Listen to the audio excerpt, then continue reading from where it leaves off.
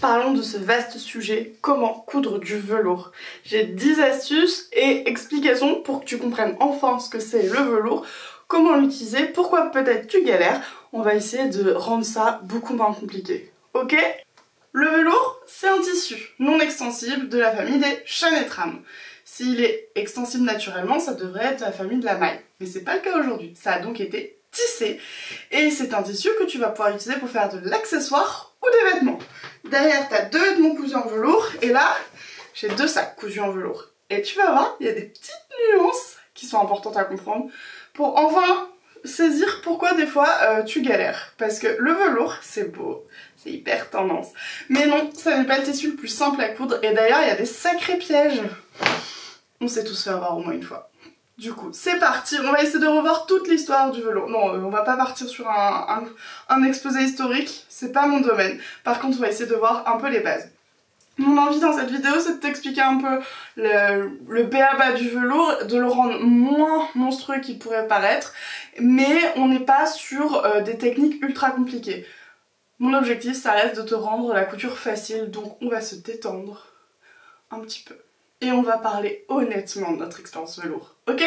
C'est parti. Alors, première étape, on va reconnaître les velours, parce que oui, il y en a plusieurs. Déjà, ce qu'il faut retenir, c'est que le velours, c'est un concept relativement simple. C'est un tissu avec des poils. Il a un sens du coup, et il peut briller différemment suivant l'angle de la lumière sur le tissu. En fait, il a vraiment des poils, c'est pour ça qu'on dit qu'il est doux. Il peut être ras, il peut être côtelé très fin, il peut être côtelé très épais.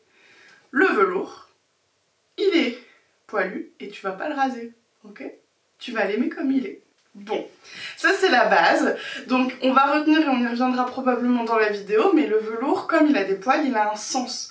Globalement, dans l'habillement, on aime que les poils aillent vers le bas. Donc quand tu caresses ton velours, il y a un côté qui est un peu... Tu sens que tu remontes les poils et c'est moins grave. Et il y a un côté très doux et lisse où là tu sens que les poils vont dans le bon sens. Ben, c'est ce côté-là. Tu pars d'en haut et on va le caresser vers le bas. Il y a une affiche qui est tombée.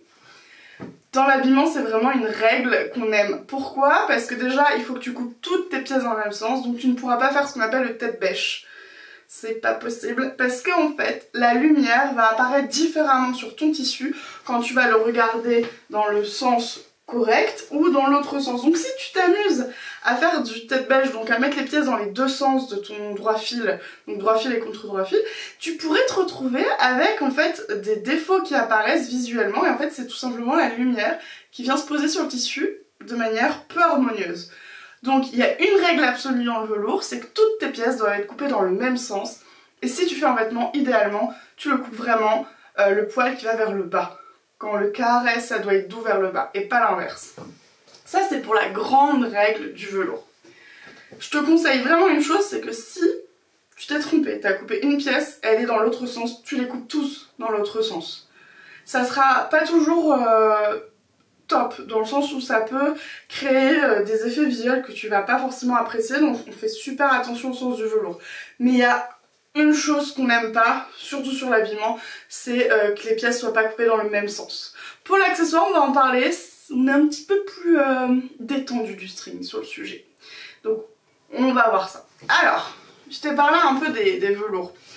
Le velours sur lequel je vais le moins parler, c'est celui-là. On appelle ça du velours ras ou de la panne de velours. Elle peut être en coton, en polyester, en soie. Parce qu'on m'a souvent demandé, est-ce qu'il existe des velours en matière naturelle, donc en fibre naturelle? Oui. Je ne sais pas pourquoi, plein de gens pensent qu'il n'y a que des velours de polyester. J'ai quasiment que du velours de coton. Donc rassurons-nous, il existe pas mal de fibres qui permettent de faire l'étoffe velours. Là, on est sur le velours ras. Il est très beau, il a ce côté assez... il capte la lumière, donc c'est assez élégant, on l'aime beaucoup. Il faut retenir une chose, quelle que soit la composition de sa fibre, qu'il soit en soie, en coton, en polyester, c'est un enfer à coudre. Le velours ras, la panne de velours, c'est difficile à coudre. Ça bouge beaucoup, c'est fluide, c'est capricieux, ça ne laisse place à aucune erreur, aucun défaut, et ça fait ressortir les défauts. Vraiment, ça ne vous pardonnera rien. Donc, nous, on a beau avoir l'habitude avec la team PP, on ne coupe plus de panne de velours. On est fatigué. fatiguée de transpirer pendant le moment couture. Donc tu vois, j'ai ce magnifique coupon que je trouve très beau, hein, mais je sais que je vais galérer. Et la deuxième chose à savoir sur la panne de velours, la plupart du temps, elle n'est absolument pas faite pour l'habillement. Il en existe assez peu sur le marché qui sont faits en velours ras pour faire des vêtements. Et oui, il y a une vraie différence entre les tissus dits décoration ameublement et les tissus habillement. Et le problème, c'est que les velours qui sont faits à l'origine pour l'ameublement, ils sont trop denses et trop raides. Tu vas donc avoir des difficultés à coudre parce qu'ils sont plus difficiles à coudre, ils sont pas vraiment faits pour ces petites machines-là, mais plutôt des industriels. Et l'autre chose, c'est que tu ne pourras rien faire dedans. C'est-à-dire que si tu as fait un vêtement, une robe, tu vas pas respirer parce que le tissu ne bouge pas. Il n'a aucune capacité à se détendre avec le mouvement. Ce qui est le cas des tissus pour habillement. Donc, je l'ai fait. Je me suis fait une salopette dans un velours. J'avais eu un coup de cœur. Il était jaune, il était beau, il était ras. J'ai galéré à coudre. Mais, j'ai pas aimé porter ma salopette. Parce que j'étais serrée dedans. Elle me pardonnait rien. Pourtant le patron, je le connaissais par cœur, je l'avais déjà cousu et porté plein de fois. C'était la même taille, je l'ai recousu le même patron, la même taille après dans un tissu plus adapté. Ça s'est très bien passé. Mais cette salopette là, c'était un enfer. Donc vraiment, la panne de velours, retiens que c'est très difficile. C'était un coup de cœur, prépare-toi psychologiquement. C'est tout. Mais du coup, moi c'est pas le tissu que je te recommande, c'est pas celui que j'ai le plus abordé. Mais non, il y a les velours que j'aime bien. Ceux qui sont plus sympas, ceux qui sont plus cool avec nous. Il y en a deux. Le très connu, on va commencer par celui-là, le velours côtelé, le velours grosse côte, et je l'ai appris pendant la préparation de ces vidéos, c'est celui qu'on appelle le corps du roi. J'étais convaincue que le corps du roi était un intermédiaire entre les deux, eh bien non. C'est ce velours-là, à grosse côte. C'est celui qui est le plus à la mode actuellement, qui est très beau, faut le dire, qui est très beau. Par contre, on en reparlera. Les épaisseurs avec celui-là, c'est pas forcément facile. Il est plus épais, donc attention, les petites machines comme celle-ci, elles transpirent, voire elles n'y arrivent pas. Et je vais expliquer après avec un exemple, mais faut quand même retenir que le velours à grosse côte, donc déjà il est épais, et en fait ses côtes sont quand même assez épaisses, ce qui fait que la machine elle a un peu du mal à passer, l'aiguille elle sait plus trop, et donc quand on rajoute des épaisseurs et qu'en plus l'aiguille elle doit faire ça sans arrêt, bah les machines à coudre débutantes elles ont un peu de difficulté. Et si tu te demandes, la machine débutante, elle coûte moins de 600 euros. Oui, il existe trois grandes gammes, je simplifie. Il y a les machines entrée de gamme débutantes qui sont plutôt des machines pour faire de la popeline de coton, des choses très simples. Et là, elles sont aujourd'hui entre 200 et 600 euros, je vais arrondir à peu près. Ensuite, il y a les moyennes gammes qui sont des machines qui sont un peu plus performantes, qui passent le velours, le jean, etc. mais qui n'auront pas une résistance de vie de fou si tu couds que des tissus compliqués. C'est souvent la deuxième machine, voire la machine finale dans sa vie, ça dépend un peu de ce que tu veux faire. Celles-là, elles sont du coup entre 600 et 1000 euros à peu près. Et ensuite, on a ce qu'on appelle les machines haut de gamme qui sont à plus de 1000 euros, qui peuvent monter plusieurs milliers d'euros, 4000. Et surtout qu'en ce moment, ça monte en flèche le prix des machines. Donc ça, c'est ce qu'on appelle une haut de gamme, c'est une machine qui va être capable de tout faire. Avant l'industriel, si tu as vocation à avoir un projet d'artisanat où tu vas énormément coudre pour produire, là, ce sera intéressant de t'intéresser à l'industriel. Aujourd'hui, moi, je parle à des gens qui font de la couture pour leur propre plaisir, donc je définis les machines à coudre familiales. Et le velours n'est pas un tissu pour entrée de gamme. Qu'est-ce qui va se passer concrètement? Tu vas abîmer ta machine sans t'en rendre compte. Tu vas me dire, mais ça passe, je l'ai déjà fait, ça passe. Mais à l'intérieur, tu bouges des pièces. Tu le vois pas, tu t'en rends pas compte, surtout qu'on a un énorme défaut, surtout avec une entrée de gamme, on l'en voit pas en révision, et en fait les pièces bougent, puis se cassent, mais ça continue de tourner, je ne sais pas par quel miracle, et un jour, c'est la catastrophe. T'es en train de coudre un truc hyper cool, hein, pas épais, pas compliqué, mais c'est ce jour-là qu'elle a décidé de casser, et du coup tu ne comprends pas.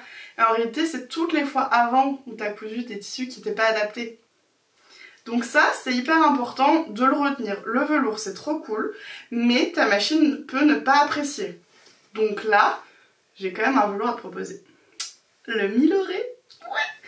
Certains disent que le milleré est un tissu qui ressemble un peu à de la viscose mais en velours.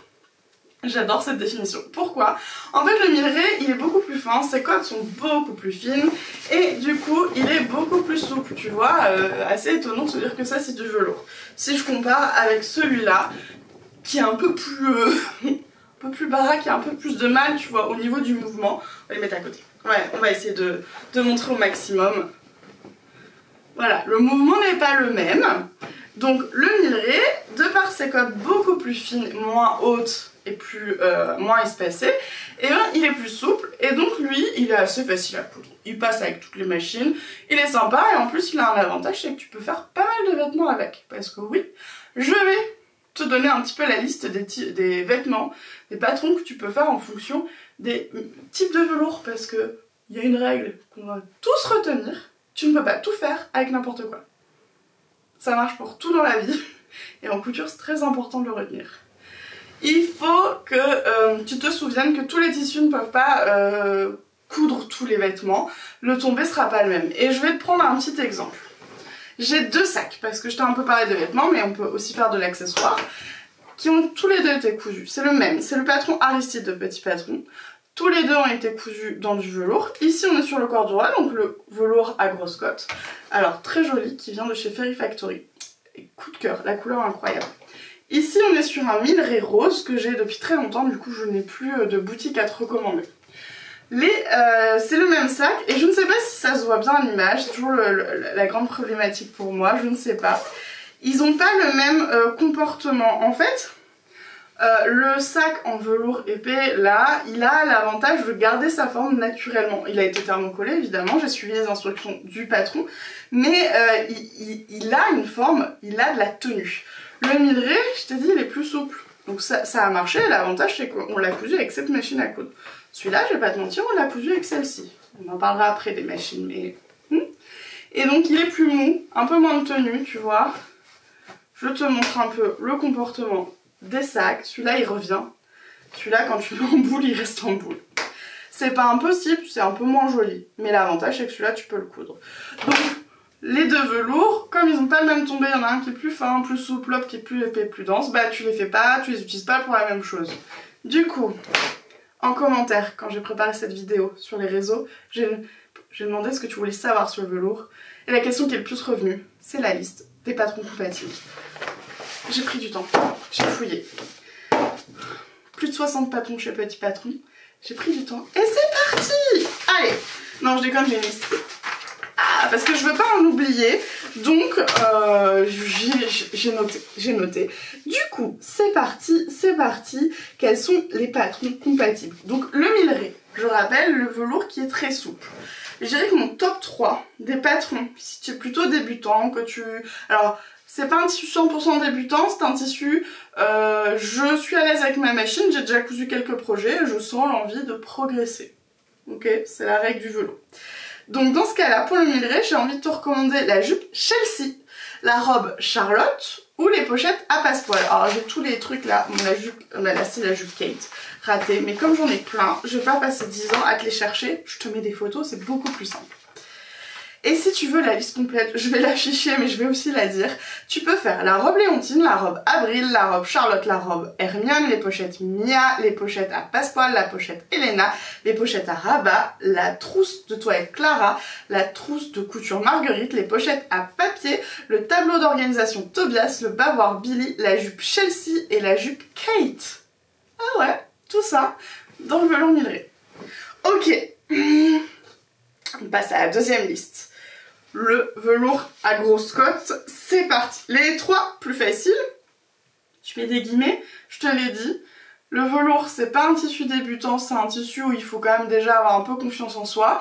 Et le velours dit à grosse cote, regarde là, j'ai la fin de mon coupon, plus épais, donc plus difficile. La petite machine entrée de gamme, elle va moins aimer. Pas trop de choses épaisses, mais je vais quand même te lister tous les patrons que tu peux faire si tu es bien équipé en machine à coudre. Tu vas pouvoir faire la jupe et salopette Moana, la salopette short Oasis, la veste Gaïa, le manteau en selme, parce que oui, alors il n'est pas imperméable s'il est en velours, mais c'est très sympa. Tu peux faire la jupe Céleste, la sacoche et pochette pour ordinateur Kali, le sac Émile, le sac Léo, le sac Aristide, ça c'est celui que je t'ai montré, le sac Adonino, le sac Camille, le sac Roméo, j'en ai beaucoup. Tu vas quand même pouvoir faire aussi les trousses Clara Marguerite, les pochettes à papier. Tu vas pouvoir aussi les faire aussi bien en Milleray que en velours côtelé. Et je pense que j'en ai oublié parce que, oui, j'en ai oublié... Non. Voilà. C'était la liste. Heureusement qu'elle est écrite parce qu'elle est très longue. Et tu vois, j'avais préparé tous les petits patrons pour être sûre de ne pas en oublier. Ce qu'on retient sur le tissu, avant d'aborder le reste du sujet de la vidéo, c'est les astuces, la machine à coudre, s'équiper, les conseils, le repassage et compagnie, c'est que le velours, c'est un tissu qui est plutôt considéré comme tissu d'hiver parce qu'il tient chaud. Le milleret, je te dirais que l'été, tu vas avoir chaud avec. C'est plutôt un tissu d'automne-hiver, globalement. Le milleret est facile à coudre, le corps du roi, le gros Scott, lui, par contre, un peu plus difficile. Ça, c'est le résumé général. Ouais. Maintenant, je fais un peu de place, parce que là, j'ai mis un petit peu le portable, et puis on va enchaîner. On enchaîne avec quoi? Ouais, je me suis fait un mémo. On va parler machine à coudre, même si je l'ai déjà... Oh, on va pousser. Voilà. Ok. Étape suivante. Je t'ai parlé un peu des machines. Alors je te présente les deux exemples que j'ai pris aujourd'hui, qui sont deux de mes machines à coudre. Ici on est sur la FS40S de chez Brother, qui est une machine typiquement entrée de gamme. Il me semble qu'elle tourne autour des 250 €. J'ai pas une mémoire excellente des prix, mais voilà. Ici tu as mon bébé, la DX5 de chez Juki, qui est une bombe, qui est une machine qui tourne autour des 1500 €. Donc là, on est sur le haut de gamme et là, on est sur l'entrée de gamme. On coud avec les deux machines. Le milleret, pas de problème. Les grosses côtes, mais non, on les passe qu'avec celle-là. On en a marre de transpirer, d'abîmer nos machines. Au niveau de l'équipement de tes machines, hop, poussez-vous les filles. À la table, juste les machines. Bonne nouvelle, t'as pas besoin d'un équipement de dingue. Au niveau de tes aiguilles, a priori le velours ça se coud à l'aiguille universelle, c'est la plus classique. Moi je te recommande la marque Schmetz que je trouve super. Et au niveau des tailles, je te dirais entre 80 voire 90 pour les très épais. Mais globalement on coud énormément à la 80 quand même. Faut vraiment un velours costaud pour passer à la 90. Tu vas, sur ta machine, tu vas utiliser ton pied presseur habituel, le classique, le universel, qui est un peu jaune parce que j'ai fait de la poudre jaune hier sur mon tissu, donc il a jauni, je vais le nettoyer. Mais le pied classique, normalement, il n'est pas censé marquer.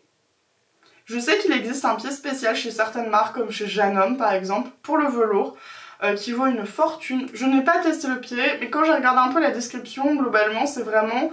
Si tu fais de la panne de velours de soie qui va avoir tendance à marquer, la soie est assez fragile, c'est pour éviter de le marquer. Après, moi ça fait 20 ans que je couds du velours avec mon pied classique, je ne l'ai jamais marqué. Ce que j'essaie de faire, c'est qu'au niveau de la machine à coudre, il y a une règle absolue en couture, c'est que en fait, plus ton tissu est épais, plus tu vas allonger le point. Pourquoi? Parce qu'en fait, l'aiguille et le fil, plus le tissu est épais, plus il y a de distance pour lui, pour transpercer, aller chercher la boucle du dessus et faire le point, donc l'espèce de nœud.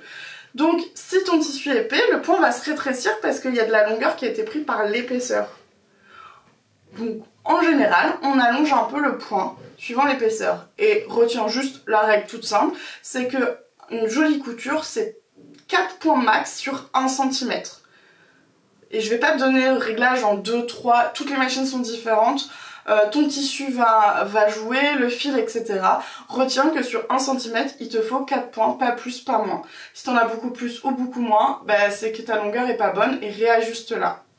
Tu peux légèrement relâcher ta tension, mais la plupart des machines maintenant, elles proposent des tensions automatiques. Je peux pas te mentir, je la touche quasiment jamais. C'est ultra rare. Tu peux un peu relâcher aussi la pression du pied si tu as cette option sur ta machine. Encore une fois, il y a beaucoup de machines qui, quand elles ont l'option de pression de pied, elles le proposent en automatique. Ça, il faut que tu vérifies avec ta machine. Faut juste pas que ton velours il accroche trop, faut pas qu'il soit trop écrasé par ta machine, puisque je te l'ai dit tout à l'heure, c'est un tissu qui a des poils, qui est gonflé. Si tu l'écrases, tu l'abîmes. Donc on évite juste que ça soit trop serré. Mais c'est pas des réglages nous qu'on fait beaucoup, hein. La machine elle est déjà plutôt bien adaptée pour ça. Au niveau du fil à coudre, comme toujours, pas de fil de coton. Le fil de coton, ça casse très vite. Déjà tu ne peux coudre que du coton avec, si tu couds une autre matière, ils vont pas s'aimer, ils vont se disputer et ça va finir en divorce et t'as pas envie, t'as passé trop de temps à coudre. Donc le fil de polyester, c'est encore ce qu'il y a de mieux. Et je le dirai jamais assez, ne fais pas comme moi, prends de la marque. C'est-à-dire que il est bien le fil que j'utilise, mais il n'est pas parfait et je trouve que des fois... Donc on finit nos bobines et maintenant on n'achète que du Gutermann ou du Mettler. Bon, on finit quand même nos bobines, mais on a remarqué que ça craquait vraiment moins. Et je dirais que le velours le mérite. Bon, t'es équipé. T'as équipé ta machine à coudre, t'as craqué sur un petit velours. Tu connais déjà le patron que tu vas coudre. Maintenant, qu'est-ce que tu fais? Tu prépares ton tissu. Règle absolue en couture, on lave toujours son tissu avant de le coudre. Parce qu'il y a deux choses qui sont super importantes. Les fibres elles vont bouger, c'est l'effet de la chaleur, donc c'est l'eau chaude puis le repassage qui vont jouer sur ton tissu. Et elles vont légèrement se rétracter. Ça en général, si le tissu n'est pas d'une qualité catastrophique, ça le fera qu'au premier lavage. Donc c'est pour ça qu'on lave avant de coudre, parce que tu peux perdre des centimètres sur ton coupon. Donc déjà moi j'achète toujours au moins une dizaine au-dessus, pour être sûre de ne pas avoir de mauvaise surprise. Et évidemment, je lave. Ce que je fais, honnêtement, c'est que je lave tout de suite. C'est-à-dire que j'achète mon coupon, je le mets à la machine et il n'a pas le droit d'être rangé dans mon armoire à tissu tant qu'il n'est pas lavé. Comme ça, le jour où j'ai une envie subite de coudre, mon tissu est prêt. Je l'ai lavé, je l'ai repassé, c'est super. Mais, je l'ai repassé comment? Ouais, on va avoir des sujets, c'est important. Parlons du repassage du velours, parce que oui, c'est important. Il y a une petite tache là, c'est parce que j'avais mis le fer comme ça. Pardon. On se dit que c'est notre table à repasser. Là en fait c'est mon tapis de repassage, c'est celui de Cricut, il est incroyable, je ne peux plus m'en passer. J'ai un mini fer, donc là c'est le mini fer de chez Prime. Un fer à repasser tout à fait normal, ça marche, c'est juste que tout est plus petit et compact, c'est pratique pour la vidéo. Bon, le velours, les règles de base sont, tu repasses toujours sur l'envers, c'est-à-dire que l'endroit est comme ta table à repasser et tu repasses uniquement de ce côté-là. Pourquoi? Parce que tu pourrais illustrer les poils et donc abîmer en fait l'aspect de ton velours, il serait moins beau. Ensuite, la règle en repassage, c'est qu'on repasse toujours dans le sens du droit fil. Et là, on va être très vigilant, on va repasser dans le sens du poil. On va pas aller à rebousse-poil, mais on va bien aller dans le sens où tu caresses ton poil. Donc, on repasse de cette manière-là et on évite les... J'ai horreur de ça. En fait, ça va tout simplement déformer ton tissu. Et cette règle, elle marche pour tous les tissus. C'est juste que le velours a en plus la contrainte du sens du poil. Si tu es très attentif, très vigilant, que tu aimes prendre vraiment des précautions, il existe une méthode. Je vais aussi te détendre, je vais pas te mentir, moi je le fais pas, mais elle existe réellement. C'est de prendre une serviette éponge, plutôt en coton, pour éviter qu'elle fonde sous le fer. Le polyester, ça peut vite fondre, mine de rien. Et je vais de la même manière mettre mon tissu l'endroit contre l'éponge et je vais quand même repasser sur l'envers. C'est juste qu'en fait l'éponge elle va amortir et protéger le poil, ça va éviter que tu écrases ton poil. Parce que je l'ai pas encore dit mais on n'appuie pas comme un dingue. Important. On évite d'écraser. Le velours peut s'écraser et se lustrer. Donc l'éponge en fait elle permet d'amortir et elle va éviter d'avoir des marques et c'est très pratique. Mais encore une fois, je ne vais pas te mentir, je ne le fais pas. Peut-être qu'un jour je vais commencer à le faire, je vais me dire, oh mais en fait c'est vachement bien, donc je vais le faire quand même. Bon, on en reparlera d'ici là. Pour le repassage c'est tout. Si jamais tu dois repasser sur l'endroit, parce que là t'as vraiment pas d'autre choix que de devoir faire un repassage sur endroit, tu penses à mettre ce qu'on appelle une pâte sèche ou une pâte mouille. Je préfère la pâte sèche pour le velours, il n'y a pas besoin qu'elle soit mouillée. C'est un morceau de tissu blanc ou non teint, donc souvent c'est un peu écru. Pas de couleur parce que si tu le mouilles, la couleur pourrait se déteindre sur ton tissu, ça serait dommage. Donc c'est vraiment un petit morceau de tissu qui ne sert qu'à ça, qui est en coton et qui va te permettre de jouer l'intermédiaire et donc tu as beaucoup moins de risque de lustrer ton tissu. Retiens ça. C'est une astuce qui marche pour tous les tissus. C'est rare qu'on puisse se permettre de repasser un tissu sur l'endroit sans pâte sèche ou pâte mouille. Hein. Il faudrait pas normalement. Hein. Bien sûr que je le fais. Est-ce que je le regrette? Oui. Et voilà. La vie est comme ça. On fait des bêtises et on en paye les conséquences. Heureusement, on va se rappeler d'une chose, en couture, rien n'est grave. Tant que la planète n'explose pas à cause de tes bêtises, c'est que c'est pas si grave. Tu fais des erreurs, je fais des erreurs, nous faisons tous des erreurs, pardonne-toi. Tu vas apprendre et la prochaine fois tu feras mieux. Et oui, je repasse de moins en moins sur l'endroit. Mais des fois... Bon, je vérifie mon petit mémo. On a parlé du repassage, on a parlé de laver son tissu, on a parlé de l'équipement de la machine, on a parlé de la longueur de point, on a parlé de la machine, mais c'est qu'on serait pas sur la fin. Les dernières petites astuces que j'ai à te donner, en fait, elles répondent directement à des questions qu'on m'avait posées sur Instagram. Du coup, il y avait une question qui est quand même pas mal revenue, c'est comment je fais si je dois marquer mon tissu. Je dois mettre un repère, par exemple si j'avais une pression ici. Là c'est le cas sur ma salopette, ici il y a des emplacements de boutons, donc il faut mettre les repères. Et ben dans ce cas là il y a deux méthodes. Ma préférée c'est tu prends un fil. Tu sais tes bobines de fil presque vides, tu sais jamais quoi en faire. En plus dans des couleurs criardes, on le sait tous. Tu prends ton fil, une aiguille main et tu viens passer un fil que tu mets très large, comme ça il n'y a pas de risque qu'il s'en aille. Tu peux faire une boucle, un nœud si ça te rassure.